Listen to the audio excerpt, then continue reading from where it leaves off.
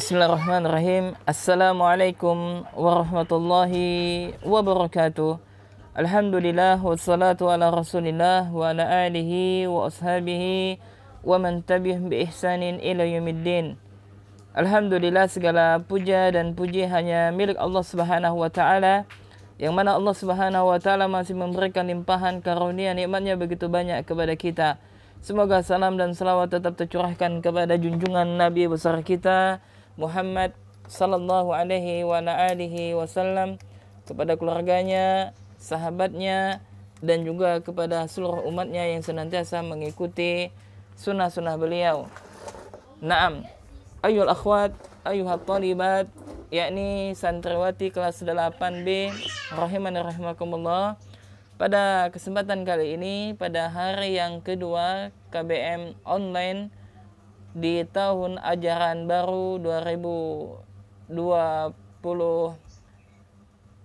dan sampai dengan tahun 2021, ya, kita akan memulai pelajaran kita, yakni mapel tauhid, yakni kita mempelajari seputar tauhidullah, yakni hal-hal yang perkara, ya, peribadatan yang berkaitan dengan tauhidullah, yakni mentauhidkan Allah Subhanahu wa taala. Adapun kitab rujukan kita adalah kitab Salasatul Usul atau Usulus Salasah, 3 landasan utama, yang ditulis oleh salah seorang ulama ahli sunnah yang bernama Syekh Muhammad bin Abdul Wahhab rahimahullahu taala. Naam, kepada santriwati rahimani rahimakumullah, sebelum kita membahas kitab ini, ya, maka kita akan mengenal sedikit tentang biografi penulis kitab ini, yakni kitab Salasatul Usul, yakni Syekh Muhammad bin Abdul Wahhab. Maka ada pepatah mengatakan, tak kenal maka ta'arufan, tak kenal maka hendaklah ta'arufan. Ya, maka Syekh Muhammad bin Abdul Wahhab rahimahullahu taala, beliau dilahirkan di Uyainah pada tahun 1115 Hijriah, yakni di sebuah keluarga yang terpandang dalam bidang ilmu, kedudukan, dan agama. Ya, jadi beliau ini dari keluarga yang agamis, yakni ayahnya adalah seorang ulama besar, sedangkan kakeknya yakni Sulaiman adalah seorang ulama Najd di zamannya. Nah, adapun nasab beliau adalah bernama Muhammad bin Abdul Wahhab bin Sulaiman bin Ali bin Muhammad bin Ahmad bin Rashid bin Barid bin Muhammad bin Mushrib bin Umar dari Bani Tamim. Nah, nasab beliau adalah yakni para ulama, ayahnya seorang ulama, kakeknya juga seorang ulama, dan dia pun juga seorang ulama. Dan Syekh sebagaimana pada umumnya, yakni Syekh, ya, beliau pada usia 10 tahun beliau sudah hafal Al-Quran. Dan ini sebagaimana para ulama yang lain, yakni mereka sejak kecil sebelum baligh mereka sudah hafal Al-Quran. Kemudian setelah itu beliau belajar fikih, ya, kepada ayahnya, sehingga beliau pun memiliki wawasan fikih yang sangat luas, sampai-sampai ayahnya mengagumi kekuatan hafalannya. Dan beliau banyak sekali membaca kitab-kitab para ulama, ya, beliau talaki, yakni belajar, ya, ilmu ini dari ayahnya. Kemudian setelah itu ketika ayahnya melihat bahwasanya anaknya ini, ya, memiliki kekuatan hafalan, memiliki kecerdasan, maka, ya, sang ayah pun memberikan nasihat kepada anaknya untuk melakukan perjalanan dalam rangka menuntut ilmu. Nah, demikianlah para ulama, mereka rihlah, yakni meninggalkan kampung halaman mereka untuk demi mencari ilmu. Demikian juga yang dilakukan oleh Syekh Muhammad bin Abdul Wahhab rahimahullahu taala. Ya, beliau melakukan perjalanan ke kota Madinah, yakni ke kota Nabi sallallahu alaihi wasallam, dan beliau belajar dari para ulama di sana. Yakni salah satu guru beliau adalah Syekh Abdullah bin Ibrahim Asy-Syamari, dan juga beliau belajar kepada putranya yang terkenal dengan Syekh Ibrahim Asy-Syamari, ya, yang mana kedua ulama ini merupakan, ya, ulama di kota Madinah dalam jurusan Ahlul Hadis. Naam. Kemudian ikhwani wa akhwati fillah, ya anak kelas 8 A dan B, yakni Syekh beliau rahimahullahu ta'ala belajar kepada para ulama kota Madinah dan juga para ulama-ulama yang lain. Dan juga beliau yang mendapatkan ijazah dari mempelajari kitab-kitab induk dari para ulama tersebut.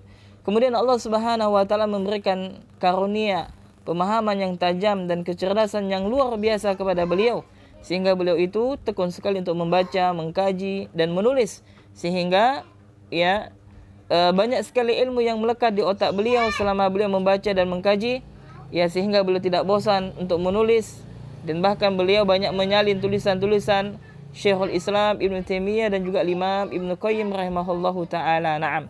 Kemudian tulisan-tulisan beliau banyak sekali, ya ikhwan wa akhwati fillah. Ya di antara tulisan beliau adalah yakni Kitabut Tauhid, ya sebuah kitab yang sangat bagus sekali. Sebuah kitab yang sangat bagus sekali, sebuah kitab yang menerangkan tentang dalil-dalil dari Al-Qur'an wa Sunnah tentang berkaitan dengan ya hak-hak Allah Subhanahu wa taala, keutamaan tauhid dan macam-macam tauhid serta bahaya syirik dan macam-macam syirik. Ya, dan Kitabut Tauhid ini dipelajari pada kelas aliyah. Kemudian kitab beliau yang selanjutnya adalah kitab Kasyfu Syubhat, yakni sebuah kitab yang menelanjangi pemahaman yakni para kuburiyun, yakni orang yang suka menyembah kuburan, yang menelanjangi pemahaman yakni kaum sufiyah yang mengagungkan orang-orang soleh, yang meminta di kuburan orang soleh, bertawasul dengan orang soleh. Maka di dalam kitab ini Syekh menjelaskan dengan panjang lebar tentang syubhat mereka. Kemudian kitab beliau juga adalah Al-Kabair, yakni dosa-dosa besar yang berkaitan dengan dosa besar. Kemudian kitab beliau juga adalah salah satu usul. Nah, ini yang akan kita pelajari insyaallah taala. Kemudian dan kitab-kitab yang lainnya, ya demikianlah para ulama, mereka semangat untuk mempelajari ilmu, menelaah ilmu, menulis ilmu dan mengajarkan ilmu tersebut. Naam. Kemudian beliau juga wafat ya sebagaimana ya para ulama yang lain, dan ini juga sudah merupakan sunatullah sebagaimana firman Allah Subhanahu wa taala, kullu nafsin za'iqatul maut, setiap yang bernyawa itu pasti akan merasakan kematian. Maka Syekh rahimahullahu taala beliau wafat pada tahun 1206 Hijriah. Ya, semoga Allah Subhanahu wa taala memberikan limpahan rahmat kepada beliau dan memberikan balasan yang sebaik-baiknya kepada beliau atas jasa-jasa beliau terhadap Islam dan kepada kaum muslimin. Naam. Ayol ikhwani wa akhwati fillah rahimani rahimakumullah, maka demikian sedikit tentang biografi penulis kitab ini. Salah satu usul, ya intinya adalah bahwasanya beliau adalah salah seorang ulama yang ia semangat dalam mendakwakan tauhid, yang mengajak manusia kepada mentauhidkan Allah, meninggalkan segala bentuk kesyirikan. Dan dakwah beliau dikenal dengan dakwah tauhid, dan ini merupakan keberkahan dari dakwah beliau sehingga kita dapat merasakan kenikmatan dakwah tauhid ya sampai saat ini, sampai detik ini, dan kita merasakan ya keberkahan dakwah beliau. Naam. Kemudian ya ikhwani wa akhwati fillah, ya mudah-mudahan dengan sedikit biografi yang telah kita sebutkan tadi menambahkan kecintaan kita kepada beliau, yakni kepada ulama ahli sunnah, kepada para ulama yang mereka berjalan di atas Al-Quran dan hadis Nabi Sallallahu Alaihi Wasallam dengan pemahaman yang benar terhadap Al-Quran dan hadis tersebut. Naam. Kemudian ayol ikhwani wa akhwati fillah rahimani rahimakumullah, maka kita langsung saja ya kita akan membacakan matan Thalathatul Usul, yakni 3 landasan utama. Kita bacakan matannya dan kita jelaskan sedikit, setelah itu selesai. Ya. Naam. Syekh rahimahullahu taala memberi judul kitab ini dengan kitab Thalathatul Usul, ya yakni 3 landasan utama. Ya, kemudian beliau memulai kitabnya dengan basmalah, bismillahirrahmanirrahim, dengan menyebut nama Allah yang Maha Pengasih lagi Maha Penyayang. Ya, beliau memulai dengan basmalah. Ya, kemudian beliau mengatakan i'lam rahimakallah, i'lam rahimakallah, ketahuilah semoga Allah merahmatimu. Ya, maka Syekh ya di awal kitabnya ini beliau memerintahkan kepada kita untuk mempelajari, yakni mempelajari ya ilmu agama, dan beliau mendoakan kita rahimakallah, semoga Allah merahmatimu. Beliau mengatakan annahu yajibu alaina ta'allumu arba'i masail, Beliau mengatakan annahu, sesungguhnya wajib atas kita untuk mempelajari 4 hal. Maka bagi setiap muslim wajib bagi mereka untuk mempelajari 4 hal itu. Yakni apa? Yang pertama adalah al-ula al-ilmu. Pertama adalah ilmu. Apa yang dimaksud dengan ilmu? Yakni wa huwa ma'rifatullah wa ma'rifatu nabihi wa sallallahu alaihi wa alihi wasallam wa ma'rifatu dinil Islam bil adillah. Yang pertama adalah ilmu, yakni engkau mengenal Allah Subhanahu wa taala, mengenal nabinya sallallahu alaihi wa alihi wasallam, dan mengenal agama Islam dengan dalil. Ya, kata Syekh, maka yang pertama yang harus kita ketahui bagi setiap muslim dan muslimah adalah ilmu. Apa itu ilmu? Ilmu adalah mengenal Allah. Apa itu ilmu? Adalah mengenal Nabi sallallahu alaihi wasallam. Apa itu ilmu? Mengenal agama Islam dengan dalil tentunya. Ya, dan ini sebagaimana ya Nabi sallallahu alaihi wasallam bersabda, "Talabul ilmi fariidatun 'ala kulli muslim." Menuntut ilmu itu wajib bagi setiap muslim. Bagi siapapun dia, baik dia seorang muslim maupun muslimah, maka wajib bagi dia untuk menuntut ilmu. Ilmu apa di sini? yakni ilmu din, ilmu agama yang bisa mengantarkan kebahagiaan bagi hamba tersebut baik di dunia maupun di akhirat. Dan banyak sekali keutamaan orang yang mempelajari ilmu, dan tidak di sini kita bahasnya.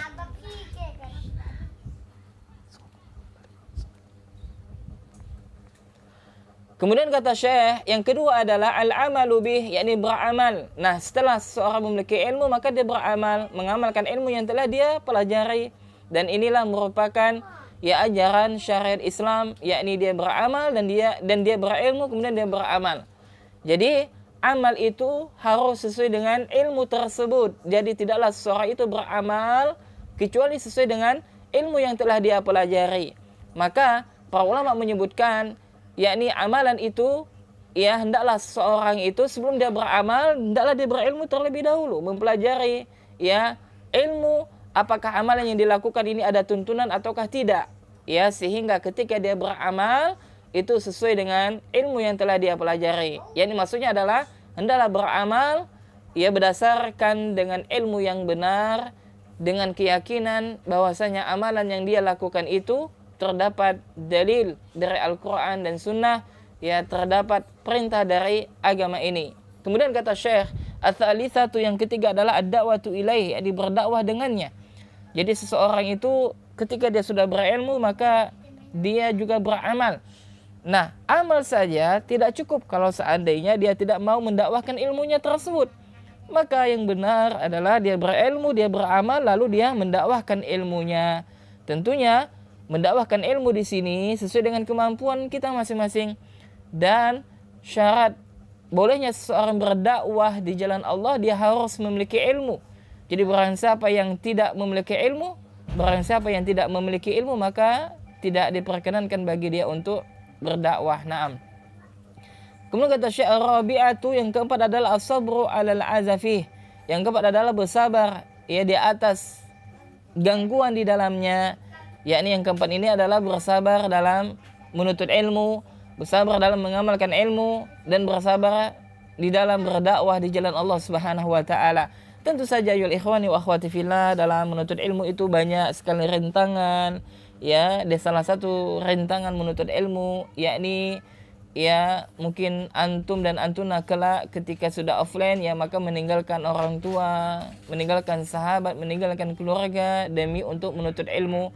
Dan ketika sudah sampai di ma'had, nanti ada saja rintangannya mungkin ya, yakni sedikit kesulitan dalam menerima ilmu tersebut, yakni mungkin dari teman-teman yang terkadang suka mengganggu dan sebagainya, dan ini adalah ujian dan hendaklah bersabar dalam menuntut ilmu. Nah, ketika seseorang sudah mendapatkan ilmu, maka dia dituntut untuk mengamalkan ilmu tersebut. Nah, maka terkadang kita juga harus sabar dalam mengamalkan ilmu, ya sabar meninggalkan larangan Allah, sabar melaksanakan sholat, ya, dan begitu seterusnya. Kemudian juga bersabar dalam berdakwah, ya kalau sudah terjun di medan dakwah itu banyak sekali rintangan-rintangan baik dari masyarakat setempat, ya karena yang kita dakwahkan ini adalah perkara tauhid, ya memurnikan peribadatan hanya kepada Allah Subhanahu wa taala, melarang dari perbuatan syirik. Tentu saja banyak orang yang tidak suka, dan ini merupakan sunatullah. Ya namanya dakwah terkadang diterima dan juga terkadang tidak. Naam. Maka ya dalam hal belajar, dalam hal mengamalkan ilmu, dan juga dalam hal berdakwah itu dituntut dengan kesabaran. Jadi intinya adalah, kesimpulannya, kesabaran itu dituntut ya untuk semua hal, ya untuk dalam semua hal. Naam. Kemudian ikhwani wa akhwati fillah rahimani rahimakumullah, lalu Syekh membawakan dalil firman Allah Subhanahu wa taala dalam Al-Qur'an surah Al-Asr. Wa dalilu qauluhu ta'ala. Dalil maksudnya adalah dalil, yakni maksud dari dalil ini adalah pembuktian ya dari keempat hal tersebut, yakni apa tadi? Berilmu, beramal, berdakwah, dan bersabar. Itu ada dalilnya, ada buktinya dari Al-Qur'an, yakni dalam Al-Qur'an surah Al-Asr Allah Subhanahu wa taala menyebutkan ya, wal asri innal insana lafi husrin illal ladzina amanu wa amilus solihat wa tawassaw bil haqqi wa tawassaw bis sabri. Jadi Allah Subhanahu wa taala berfirman, demi masa sesungguhnya manusia dalam kerugian kecuali orang yang beriman, beramal soleh, dan saling memberikan nasihat dalam kebenaran, dan juga memberikan nasihat dalam kesabaran. Naam. Di dalam ayat ini sangat jelas bahwasanya Allah Subhanahu wa taala bersumpah dengan waktu. Yani Allah bersumpah demi masa, kata Allah. Ini menunjukkan tentang pentingnya perkara tersebut, yakni pentingnya untuk menjaga waktu. Ya, karena Allah bersumpah dengan waktu, demi waktu, kata Allah Azza wa Jalla. Yakni apa? Sesungguhnya manusia, mereka semuanya dalam kerugian. Jadi semua manusia, mereka semua dalam kerugian, baik dari Bapak Presiden sampai Ketua RT, semuanya ya, semuanya dalam kerugian, kecuali, kata Allah, maka Allah mengecualikan, ada istisna di sana, ada pengecualian, illa, kecuali, yakni maksudnya adalah ada orang yang tidak rugi. Yang tidak merugi siapa mereka? Maka yang pertama adalah mereka alladzina amanu. Pertama adalah mereka yang beriman kepada Allah. Maka beriman ini diperlukan dengan ilmu. Maka orang yang beriman, maka mereka tidak akan merugi. Kemudian yang kedua adalah wa amilus solihat, yakni orang yang beramal soleh. Ya, maka orang yang beriman, dia tidak akan rugi apabila dia beramal soleh. Makanya iman dan amal soleh itu selalu beriringan. Ketika dia beriman kepada Allah, maka hendaklah dia beramal soleh. Kemudian setelah itu wa tawassaw bil haq, dan mereka saling memberikan nasihat dalam kebenaran. Wa tawassaw bis sabri, dan saling memberikan wasiat dalam kesabaran, yakni adanya amar ma'ruf nahi munkar, yakni berdakwah. Ya, maka keempat hal ini yang tadi disebutkan oleh Syekh yang di atas ini, yakni ilmu, amal, dakwah, dan sabar, ini terdapat dalil pembuktiannya di dalam Al-Qur'an surah Al-Asr ayat 1 sampai dengan 3. Naam. Semoga bisa difahami ya. Taib. Kita lanjutkan. Kemudian kata Syekh rahimahullahu ta'ala, beliau membawakan perkataan Al-Imam Asy-Syafi'i rahimahullah. Beliau mengatakan, qala Syafi'u rahimahullah, law ma anzalallahu hujjatan ala khalqihi ila hadhihi surah lakafathum. Al-Imam Asy-Syafi'i mengatakan, kalaulah seandainya Allah Subhanahu wa ta'ala tidak menurunkan hujah ini, jadi maksudnya kalaulah seandainya Allah tidak menurunkan Al-Quran kepada makhluknya, ya, kalau Allah tidak menurunkan Al-Quran kepada makhluknya kecuali surat ini, maka cukup bagi mereka. Ya, kata Imam Syafi'i maksudnya adalah kalau seandainya Allah Subhanahu wa taala memberikan hujah kepada makhluknya, ya, kecuali hanya surat ini, maka cukup bagi mereka. Maksudnya adalah apa? Hendaklah seorang insan, yakni seorang hamba Allah, mereka itu ya bisa mencukupkan dirinya dengan motivasi menjaga waktu dengan surat ini. Ya, cukup di sini maksudnya adalah sebagai motivasi kita, pentingnya waktu, pentingnya keimanan, pentingnya beramal soleh, pentingnya untuk amar ma'ruf nahi munkar, maka ini sudah cukup. Ya, dalam artian cukup untuk memberikan motivasi. Adapun tentang masalah ahkam, masalah hukum, ya, kemudian tentang masalah jihad dan sebagainya, maka tentu saja tidak cukup hanya sebatas surah ini. Nah, ini maksud dengan kata Imam Asy-Syafi'i, ya maksudnya adalah cukup bagi makhluk, ya, sebagai hujah dari Allah Subhanahu wa taala kepada makhluknya, ya kecuali surat ini, maka sudah cukup bagi mereka. Maksudnya adalah apa? Dalam hal memberikan motivasi, semangat untuk beramal, kemudian untuk beriman dan melakukan amal ma'ruf nahi munkar. Naam. Kemudian kita lanjutkan, ya. Wa qala al-Bukhari rahimahullahu taala, lalu Syekh menukilkan perkataan Imam Bukhari rahimahullahu taala. Beliau mengatakan babun al-ilmu qabla al-qawli wal amali. Beliau menulis satu bab dalam kitabnya Sahih Muslim, Sahih Bukhari, yakni sebuah bab yang bernama al-ilmu qabla al-qawli wal amal, yakni ilmu terlebih dahulu sebelum perkataan dan beramal. Ya, jadi kata Imam Bukhari itu, ya, beliau menuliskan satu bab di dalam Sahih Bukhari, ya, bahwasanya ilmu itu hendaklah dilakukan sebelum perkataan dan beramal. Maksudnya apa? Seseorang itu dia tidak boleh beramal kecuali harus sesuai dengan berdasarkan ilmu yang telah dia dapati. Naam. Ya, kalau sekiranya dia belum berilmu, maka dia jangan beramal. Ya, ini dalam tanda kutip, kalau kita beramal, ya, harus sesuai dengan tuntunan. Jadi dia tidak boleh beramal mengikuti kebanyakan masyarakat melakukannya.